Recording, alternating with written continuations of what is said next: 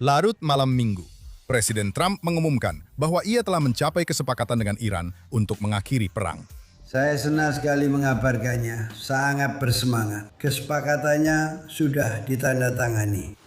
Kami sangat akur dengan Iran. Pemimpinnya sekarang berbeda. Dan banyak hal hebat akan terjadi di Timur Tengah saat ini. Kesepakatan ini sudah memicu perdebatan sengit di Israel, dan bukan hanya di kalangan politisi, tetapi juga di hampir seluruh spektrum politik Israel. Ada kekhawatiran serius bahwa meskipun kesepakatan ini mungkin mengurangi ketegangan langsung, masalah-masalah utama tetap belum terselesaikan. Ambisi nuklir Iran tetap utuh dan masih dipertanyakan apakah akan terselesaikan di masa depan. Dan jaringan proksi mereka, tentakel-tentakel yang mengelilingi Israel, belum dibongkar dan tidak termasuk dalam kesepakatan. Sekarang, ini bukanlah kesepakatan yang akan disusun oleh sebagian besar warga Israel. Pada saat yang sama, mustahil untuk membahas momen ini tanpa melihat gambaran strategis yang lebih besar.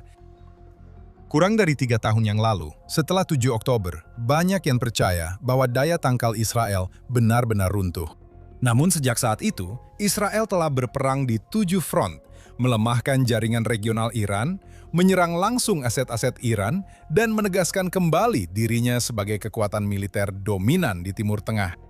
Mungkin yang paling signifikan, Perdana Menteri Netanyahu telah bekerja sama dengan Presiden Trump dengan cara yang belum pernah dilakukan oleh Perdana Menteri Israel sebelumnya, membantu menciptakan kerjasama strategis yang belum pernah terjadi sebelumnya antara Yerusalem dan Washington. Hasilnya adalah transformasi regional yang sebelumnya dianggap mustahil oleh banyak orang hingga belum lama ini. Penilaian terbaru dari Pentagon telah menggambarkan Israel sebagai sekutu teladan Amerika. Israel adalah satu-satunya negara yang menerima penghargaan tersebut dari Pentagon. Israel adalah negara yang memiliki kemampuan dan kemauan untuk menggunakan kekuatan militer dalam membela kepentingan dan nilai-nilai bersama. Namun, keberhasilan tidak menghilangkan perdebatan politik, terutama di dalam Israel sendiri. Perjanjian yang ditandatangani pada Minggu malam langsung menjadi isu politik utama. Para pengkritik di Israel berpendapat bahwa Israel seharusnya bisa meraih hasil yang lebih besar. Yang lain menyoroti laporan tentang ketegangan antara Presiden Trump dan Perdana Menteri Netanyahu. Dan dengan pemilu yang kemungkinan akan segera digelar, banyak argumen yang kita dengar hari ini kemungkinan besar akan menjadi tema sentral dalam pertarungan politik ke depan. Serangan Israel yang dilaporkan pada hari Minggu terhadap komandan senior Hizbullah di Beirut mungkin telah menyampaikan pesan tersendiri.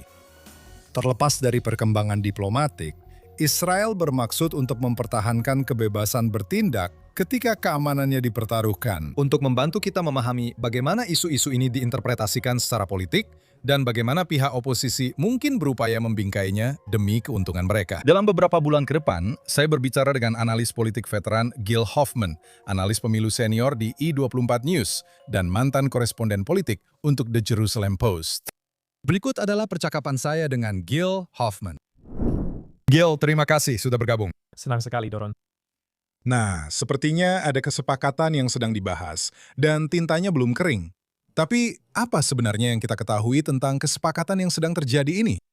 Kita tahu bahwa Iran akan mendapatkan banyak uang tanpa harus melakukan banyak hal.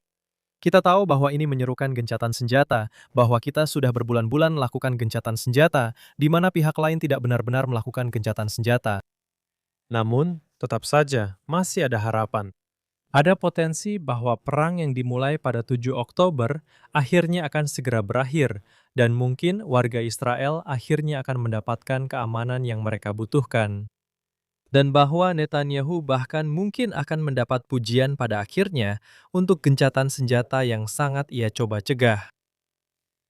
Baiklah, izinkan saya bertanya. Mari kita fokus ke politik Amerika, dan Anda adalah analis politik di kedua sisi samudra. Apa yang sedang coba dipahami orang-orang saat ini? Bagaimana Presiden Trump bisa menandatangani kesepakatan yang seperti ini setelah tampaknya bertentangan dengan banyak hal yang selama ini dia katakan? Dan bukan hanya apa yang dia katakan, tapi juga apa yang dia lakukan, kan? Orang-orang selalu bilang, lihat apa yang Trump lakukan, jangan lihat apa yang dia katakan. Karena Anda bisa bilang itu hanya tipuan. Tapi dia menjalankan 2 perang dengan Iran, menjatuhkan banyak sekali amunisi Amerika, kehilangan pasukan Amerika, tampaknya benar-benar berkomitmen pada tujuan itu. Apa saja kekuatan politik yang membentuk kesepakatan ini? Harga gas di Amerika. Orang-orang sudah muak membayar terlalu mahal. Orang-orang sudah muak dengan perang. Orang-orang sudah muak karena menurut mereka dia tidak mengutamakan Amerika. Dan dia sudah mencoba menjelaskan alasannya, tapi penjelasannya belum bisa diterima. Dia akan menghadapi pemilu paruh waktu. Para kandidat Partai Republik yang posisinya goyah sangat ingin perang ini tidak menjadi perhatian agar tidak menjadi isu dalam kampanye mereka. Dia perlu memenangkan pemilu itu. Dia harus mempertahankan setidaknya satu majelis di Kongres agar bisa tetap efektif dalam beberapa tahun terakhir masa jabatannya. Kamu tahu, kamu asli Chicago dan juga berasal dari daerah yang tidak terlalu jauh dari Detroit, tempat asalku. Kamu sedang duduk di Chicago. Kamu adalah pemilih Partai Republik. Apakah dia akan berhasil menjual ini sebagai sebuah keberhasilan? Maksud saya mengerti bahwa, kamu tahu, dengan kepentingan-kepentingan ini, dia menarik kembali pesawat dan tentaranya. Tapi menurutmu, apakah dia akan berhasil? Jadi pertama-tama, tidak ada pemilih Partai Republik di Chicago dan itu sangat-sangat jauh dari Michigan. Kamu akan menjadi satu-satunya. Jadi, Orang-orang Chicago selalu ingin mengatakan bahwa Michigan itu jauh. Tapi kami ingin percaya bahwa kami dekat dengan Chicago sebagai sedikit penghiburan. Jadi, kamu harus bersenang-senang, aku mengerti. Tapi lihat, orang-orang tidak akan mengingat perang ini dalam seminggu lagi di Amerika. Ini bukan masalah besar bagi mereka. Hanya akibatnya saja yang bahkan muncul di TV saat aku berada di Amerika selama perang. Mereka tidak memberitakan fasilitas rudal mana yang diserang di Iran. Mereka memberitakan tentang harga bensin dan dampaknya pada orang Amerika biasa. Jadi begitu perang selesai, itu bukan lagi faktor bagi mereka. Dan itulah yang dibutuhkan Trump. Sekarang dia akan merayakan peringatan 250 tahun berdirinya Amerika Serikat, mendapatkan beberapa berita positif dari situ, mungkin mengalihkan perhatian masyarakat lagi, membiarkan mereka bersenang-senang. Piala Dunia, saya dengar ada rumor bahwa ada pertandingan sepak bola yang berlangsung di Amerika. Saya belum melihat bukti nyata, dan saya juga tidak berniat untuk melihatnya. Tapi itu membuat beberapa orang sibuk. Presiden baru saja merayakan ulang tahunnya. Dia punya acara penandatanganan pada hari Jumat. Dia akan mencoba berpura-pura bahwa dia telah menciptakan perdamaian dunia. Biarkan saja. pada dasarnya yang kita bicarakan di sini adalah bahwa rakyat Amerika tidak menganggap Iran sebagai ancaman langsung, benar? Maksud saya, di Israel, kami bangun setiap pagi dan tidur setiap malam dengan perasaan bahwa Iran benar-benar mengancam kami setiap hari, benar? Misalnya, tadi malam saat kami tidur, kami semua berlari. Tahu kan? Bertanya-tanya, kapan kami harus lari ke tempat perlindungan? Dan itu masih bisa terjadi pagi ini. Bisa saja terjadi besok. Presiden Trump menurut saya baru saja mengatakan sebelum kami duduk bahwa jika kesepakatan nuklir tidak tercapai, jika mereka tidak menghentikan program nuklirnya, akan ada konsekuensinya. Segalanya terus berubah. Itu sudah ada. Apakah ada kesempatan yang terlewat di sini yang menurut Anda bisa kita manfaatkan untuk meyakinkan rakyat Amerika bahwa ada ancaman di sini? Pertama-tama, bagi setengah dari rakyat Amerika, Donald Trump adalah ancamannya. Dan kita tidak akan bisa menangkan mereka. Dan setengahnya lagi, lihat, bahkan saya pergi mengisi bensin dan 469, dan saya pikir saya dirugikan oleh Donald Trump. Jadi, tapi kita perlu melihat dari perspektif kita di Israel, isu-isu yang serius. Dan perang 25 Juni sangat menghambat ancaman nuklir. Perang ini tidak terlalu banyak menangani hal itu. Perang ini menangani ancaman rudal dan itu sangat menghambatnya. Itu adalah dua ancaman yang telah ditangani oleh Amerika dengan satu atau lain cara. Dan kami akan selalu sangat berterima kasih. Sekarang, siapapun yang berharap tinggi akan ada pergantian rezim seketika, itu tidak pernah realistis. Dan jikapun ada, itu hanya bisa dimulai setelah perang berakhir, yang mana itu terjadi pada pukul 1.00 pagi waktu kita tadi malam. Lalu uang mulai mengalir masuk dan rakyat Iran berkata, tunggu dulu, kenapa kami tidak mendapatkan uang ini? Kenapa uang itu hanya diberikan kepada rezim yang kemudian akan memberikannya kepada Hizbullah dan Hamas dan siapapun, bukan kepada rakyat mereka sendiri? Saat itulah pemberontakan bisa terjadi lagi, dan saat itulah pemberontakan itu bisa berhasil. Tapi orang-orang belum menyadari itu. Mereka hanya melihat apa yang terjadi pada mereka setiap hari tanpa melihat dari sudut pandang sejarah. Ketika Anda menyalakan radio Israel, Anda hanya mendengar satu topik saat ini, yaitu pemilu Israel dan perang dengan Iran. Benar? Ini satu narasi, menurut saya, jauh lebih dominan dibandingkan di Amerika. Sepertinya ini akan menjadi titik balik untuk pemilu. Kamu bilang bahwa Amerika akan melupakan hal ini minggu depan. Menurutmu, apakah Israel akan melupakan hal ini? Atau justru ini akan menjadi poin utama dalam pemilu yang akan datang? Oke, jadi pertama-tama, jika gencatan senjata tidak bertahan dan orang-orang di Israel Utara tidak bisa beraktivitas, maka setiap hari mereka akan membicarakannya sebagai kegagalan keamanan Israel.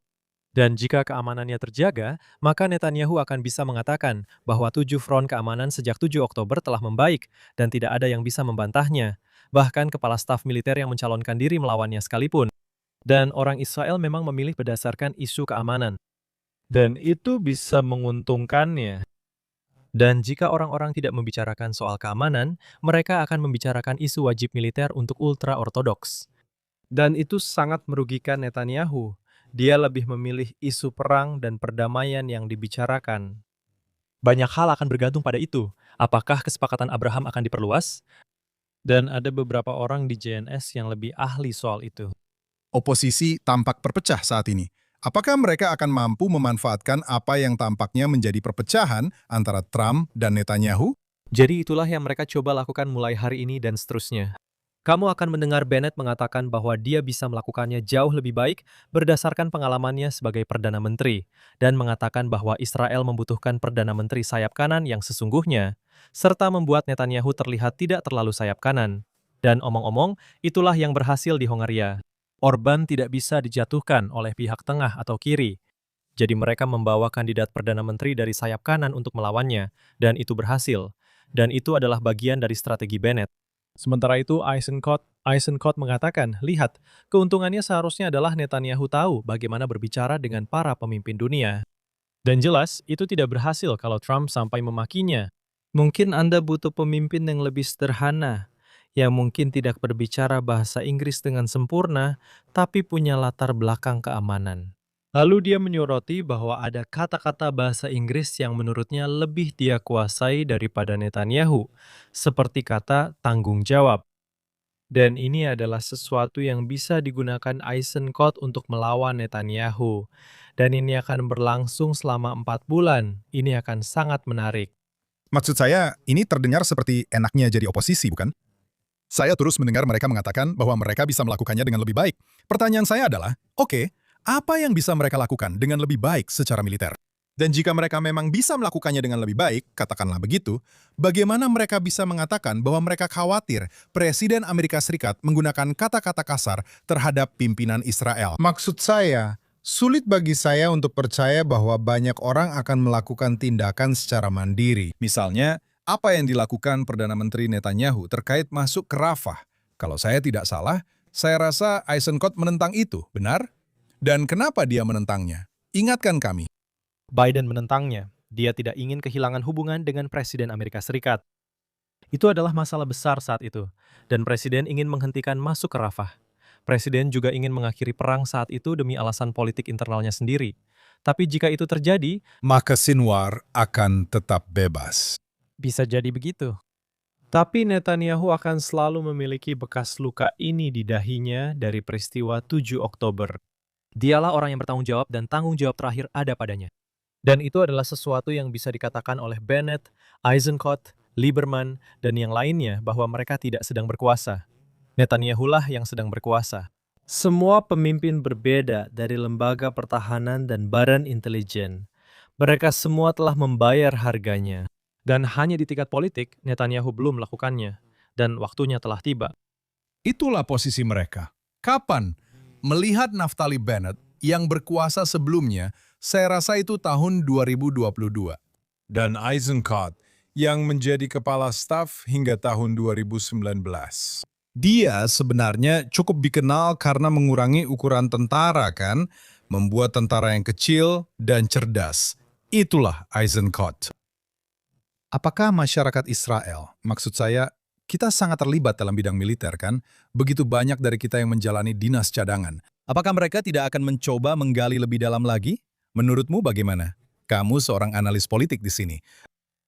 Para penentang Eisenkot akan mencari semua yang pernah dia katakan dulu, yang sekarang terlihat konyol, dan mencoba menggambarkannya sebagai seseorang yang membuat kesalahan saat menjadi kepala staf yang akhirnya menyebabkan masalah di kemudian hari. Ini akan lebih sulit karena tidak ada ledakan yang jelas. Netanyahu yang berkuasa pada 7 Oktober. Kamu harus menghubungkan satu dengan yang lain. Apakah mereka bisa melakukannya? Itu akan memakan waktu. Untuk meruntuhkan kredensial keamanannya. Mereka punya waktu 4 bulan untuk melakukannya, tapi itu bukan hal yang paling mudah di dunia. Karena, kamu tahu, semua kepala staf pernah membuat kesalahan, dan Gantz juga pernah membuat kesalahan, tapi dia bisa bertahan selama ini. Dan jelas, Yair Barak juga pernah membuat kesalahan, tapi dia akhirnya menjadi Perdana Menteri. Jadi memang berisiko, tapi mereka akan mencoba. Oke, satu pertanyaan terakhir. Eisenkot sedang meroket dalam jajak pendapat. Saya tidak yakin angka terbaru menempatkannya di, entahlah, 18 atau... 20 di saluran 12. Dan di atas itu, jika Anda melihat jajak pendapat II24, dia mendapatkan 5 kursi lebih banyak daripada Bennett. Oke, jadi kebanyakan orang bertanya, dan secara singkat saja, kebanyakan orang bertanya, kenapa pria ini yang tidak terlalu lancar berbahasa Inggris, yang juga sangat pendiam saat berbicara dalam bahasa Ibrani, dia bukan orang yang berisik? Saya rasa tidak ada satupun pernyataan dari Eisenkot yang bisa Anda lihat sebagai pernyataan yang luar biasa, yang pernah dia lontarkan dan diulang-ulang oleh orang-orang. Apa yang menjadi penyebabnya? Jadi, Doron, jika Anda bertanya kepada orang Israel siapa Perdana Menteri terbaik mereka dalam sejarah, Menachem Begin selalu menjadi pemenangnya. Dan alasannya bukan karena dia dari sayap kanan atau karena dia menentang Amerika. Alasannya adalah karena dia orang yang sederhana, dan tidak ada yang akan menyebut Netanyahu sederhana. Jadi, jika mereka menginginkan kebalikan dari Bibi, itulah Guy Eisenkot. Dia orang yang sederhana. Kalau dia dari Eilat di Tiberias, dari kota-kota pengembangan, dia berasal dari Maroko. Belum pernah ada Perdana Menteri Sfardi. Dia kehilangan seorang putra dan 2 keponakan dalam perang ini. Dan kau tahu, dia sebenarnya mengerti dunia, meskipun bahasa Inggrisnya bukan bahasa Inggris ratu, atau bahasa Inggris Netanyahu. Dan suatu kali Netanyahu berkata padaku, aku akan memberitahumu, ini dalam bahasa Inggris, bukan dalam bahasa Ibrani, karena bahasa Inggrisku lebih baik daripada punyamu. Dia mengambil cuti setahun setelah dia menjabat sebagai kepala staf dan bekerja di Washington Institute di DC bersama Dennis Ross dan David Makovsky. Dan mereka memberitahuku setelah Eisenkot pergi, kami telah menerima banyak sekali jenderal yang datang ke lembaga pemikir ini. Dia adalah yang paling pintar yang pernah kami miliki. Dan itu sudah menunjukkan banyak hal. Ini menarik. Pertanyaan terakhir. Apakah ada kemungkinan Eisenkot akan bergabung dengan koalisi bersama Perdana Menteri Netanyahu? Tidak. Netanyahu, jika Anda tanya saya, apakah mungkin ada partai oposisi yang akan bergabung bersama Likud di era setelah Netanyahu, entah itu dalam 20 tahun, 30 tahun, atau mungkin hanya dalam 5 tahun lagi ketika dia berusia 80 tahun dan cukup tua untuk mencalonkan diri sebagai Presiden Amerika Serikat. Jika mereka mengubah undang-undang di sana, bahwa Anda harus lahir di Amerika, sedikit perubahan undang-undang di sana. Di era setelah Netanyahu, akan ada banyak koalisi yang terdiri dari partai-partai sayap kanan tengah dan kiri yang menjaga agar kelompok ultra-ortodoks dan Arab tetap di luar. Tapi selama Netanyahu masih ada di sana, Anda memiliki sistem politik yang digerakkan oleh kepribadian dan jumlah anggota Knesset yang membenci pria itu menyebabkan kebuntuan politik. Dan itulah mengapa situasi saat ini dalam jajak pendapat menunjukkan bahwa kita akan menghadapi lebih dari 1 pemilu. Kita bisa saja punya 2, 3, bahkan 5 pemilu, seperti yang terjadi antara tahun 2019 dan 2022. Kecuali ada yang bersedia menggambarkan Mansur Abbas sebagai Herzl berikutnya, kita akan menghadapi kebuntuan politik dan tidak ada yang mau berkompromi. Jadi itu akan menjadi saya. Saya ingin membahas dari sudut yang berbeda. Tahu tidak, tadi pagi banyak orang menelpon saya. Mereka bertanya, bagaimana menurutmu tentang kesepakatan itu? Saya juga menerima pesan-pesan. Dan saya bilang, lihat, di atas kertas, kesepakatan itu tampaknya membuat Israel sangat rentan. Tahu tidak, jika Lebanon memang termasuk dalam kesepakatan ini, tangan Israel seperti terikat ke belakang. Hizbullah terus berjuang dan menembakkan rudal ke arah kita. Isu terpenting bagi Israel ada di suatu titik di tengah-tengah. Kami tidak yakin apakah akan ada pelepasan dana ke Iran. Ada kata-kata dalam perjanjian yang saya baca tentang pembangunan kembali Iran dengan jumlah uang yang sangat besar, Anda tahu. Tapi saya bilang, di sisi lain, dan saya sangat penasaran dengan pendapat Anda tentang ini, mungkin ini adalah berkah bagi Israel. Karena ini sekali lagi menentang teori yang sangat dipegang oleh Perdana Menteri, yaitu mengurangi ketergantungan Israel pada Amerika Serikat. Jika kita mengatakan itu, saya benar-benar penasaran dengan pendapat Anda. Saya menunggu jawaban Anda di sini. Tapi jika kita mengatakan bahwa ini adalah presiden yang paling pro-Israel yang pernah duduk di Gedung Putih, Anda tahu, kita sudah mengatakannya seminggu yang lalu, jadi tidak ada salahnya kita mengatakannya lagi sekarang, yang pernah duduk di Gedung Putih. Dan tampaknya kepentingan Amerika di sini bertabrakan dengan kepentingan Israel. Bukankah ini semacam pukulan terakhir untuk mengatakan, oke, jika ini yang kita dapatkan dengan Presiden Trump, apa yang akan terjadi selanjutnya? Kita perlu melakukan perubahan besar sekarang. Jadi, kamu melihat, Doron, apa yang terjadi ketika Netanyahu memutuskan untuk membalas serangan Hizbullah di Israel Utara dengan menyerang di Beirut. Kamu melihat bagaimana Presiden Amerika Serikat tidak mengkritiknya secara tertutup. Baik Obama maupun Clinton memaki Netanyahu secara pribadi, bukan di berita malam di Israel seperti yang dilakukan Trump. Dan Netanyahu justru membuktikan bahwa Israel sekarang lebih menjadi bawahan Amerika daripada sebelumnya. Karena meskipun dia membalas, dia mendapat pukulan yang sangat keras karenanya.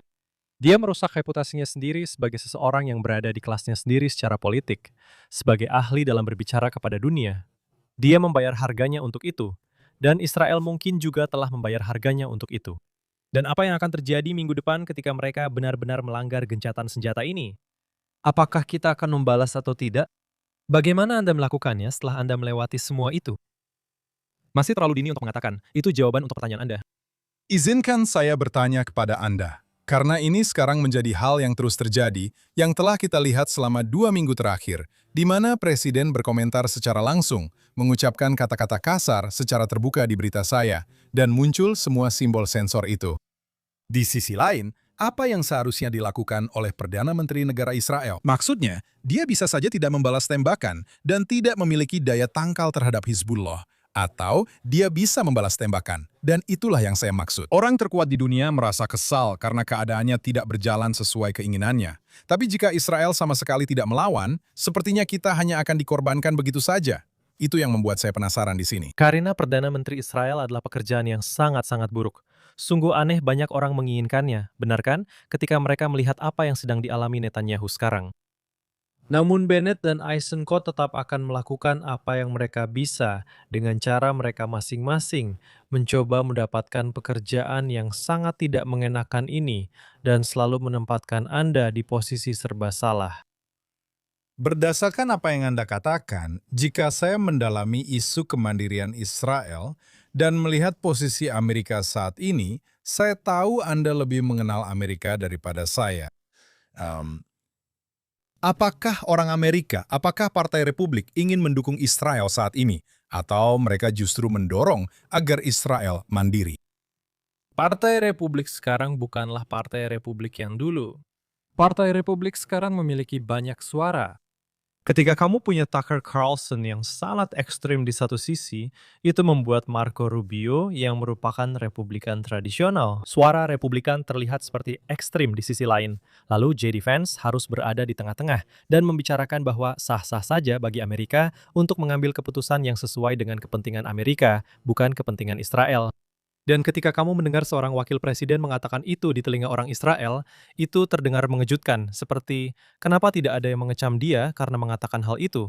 Kenapa itu dianggap wajar? Tapi kamu berpikir, yah, itu jauh lebih baik daripada apa yang dia katakan. Dan jadi, Partai Republik sedang terpecah ke banyak arah yang berbeda. Dan apapun bisa terjadi setelah era Trump berakhir, dan Israel harus bersiap-siap untuk itu. Israel harus bersiap-siap menghadapi tahun-tahun sulit yang akan datang. Itu poin yang sangat-sangat bagus. Saya ingin membahas secara khusus satu sektor dalam populasi Israel yang jarang mendapat perhatian di podcast saya maupun secara umum, yaitu sektor penutur bahasa Inggris di Israel, yang mana baik saya maupun Anda adalah bagian darinya. Secara politik, bisakah Anda memberikan semacam analisis tentang di mana posisi populasi ini dan kemana arah tren mereka? Maksud saya, kita bisa membicarakan orang Prancis, kita bisa membicarakan orang Rusia.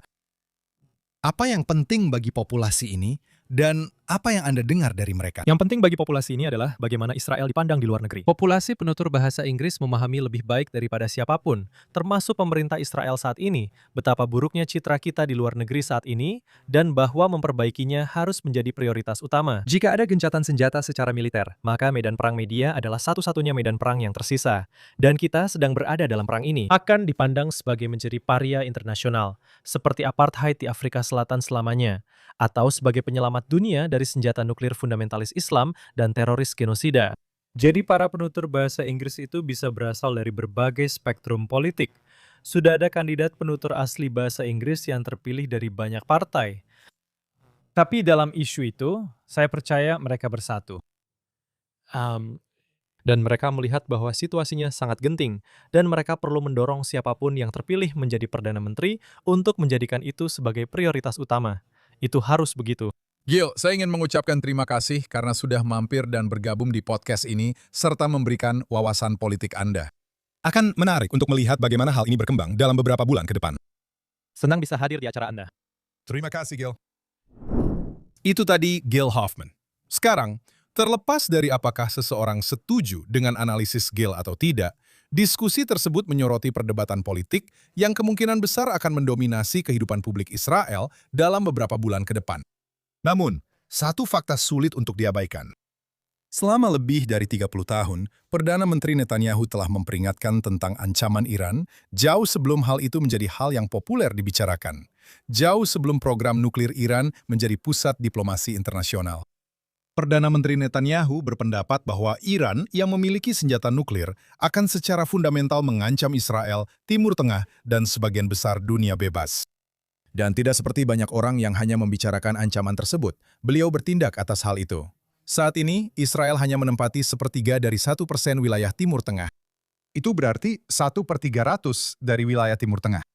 Namun, bersama dengan Amerika Serikat, Israel telah menimbulkan kerusakan luar biasa pada infrastruktur militer Iran, melemahkan kelompok-kelompok proksi utamanya, dan menunjukkan kemampuan yang hanya dimiliki oleh sedikit negara di dunia. Tapi ceritanya belum berakhir. Ambisi nuklir Iran belum hilang. Jaringan regionalnya tetap berbahaya. Dan selama Iran masih memiliki jalan menuju senjata nuklir, dan mungkin selama rezim saat ini tetap berkuasa, awan gelap akan terus menggantung di atas Israel dan kawasan tersebut. Pertanyaan-pertanyaan ini tidak akan hilang setelah kesepakatan ini. Pertanyaan-pertanyaan itu akan tetap menjadi isu sentral dalam politik Israel, keamanan Israel, dan hubungan Israel dengan Amerika Serikat selama berbulan-bulan dan kemungkinan bertahun-tahun ke depan. Saat warga Israel memperdebatkan masa depan dan pada akhirnya mengambil keputusan di kotak suara, isu-isu ini layak mendapatkan lebih dari sekedar slogan. Isu-isu ini layak mendapatkan fakta dan pemeriksaan fakta. Isu-isu ini layak untuk diteliti dan layak mendapatkan pemimpin yang posisi serta penilaiannya telah teruji dalam situasi paling sulit yang bisa dibayangkan. Tantangan yang dihadapi Israel terlalu serius untuk mendapatkan perlakuan yang kurang dari itu. Terima kasih telah bergabung bersama saya dan sampai jumpa di episode berikutnya di podcast True East.